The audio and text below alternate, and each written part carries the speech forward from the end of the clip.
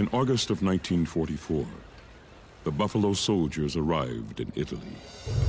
Ulysses Lee, the official government historian for the employment of Negro troops during World War II, was there. As the thousands of black fighting men debarked from the crowded troop ships, they presented an impressive and awe-inspiring spectacle. Armed with basic weapons and full-field battle dress, proudly wearing the circular shoulder patch with the black buffalo, they moved smartly and efficiently into their unit formations. As they marched away, every man in step, every weapon in place, chins up and eyes forward, a low rumbling babble of sound came from the troops on the dock, then swelled to a crescendo of thunderous cheering, which continued until the last Buffalo unit had disappeared from sight. Ulysses Lee. The unit's white commander, General Edward Almond, didn't want them in. I did not send for you. Your Negro newspapers, Negro politicians, and white friends have insisted on your seeing combat. And I shall see to it that you get combat and your share of casualties. General Edmund Almond.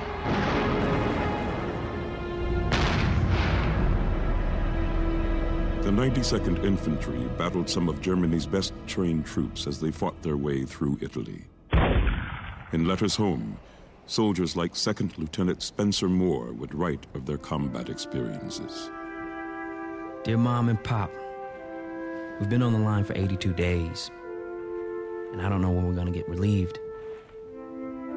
The men are lousy, sick, frostbitten, shell-shocked, and scared. It's no joke to see men you've known, lived with, eaten with, and slept with blown up or shot down before your eyes. Well, Mom, Jerry's being in a shell again, so I'll sign off for now. Your loving son, Spencer. The day after Christmas, 2 platoons of Buffalo Soldiers awoke to the sound of mortar fire. The area was swarming with Nazi troops, and within a few hours, the men were fighting for their lives.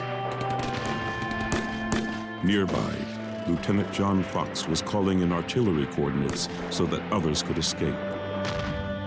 As the shells moved closer and closer to his position, the officer in charge, Major Otis Zachary, who was also one of his best friends, refused to fire.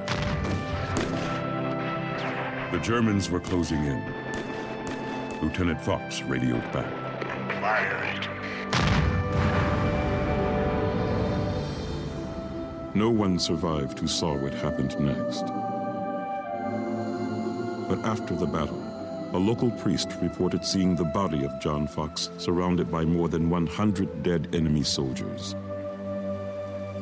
Of the 95 American and Italian defenders, 18 made it back alive. It was rough, but we were dedicated. We were fighting for a greater cause, for our people. We had to defeat them, and we had to prove that blacks would fight. If we failed, the whole black race would fail. We were fighting for the flag and for our rights. Sergeant James Tillman.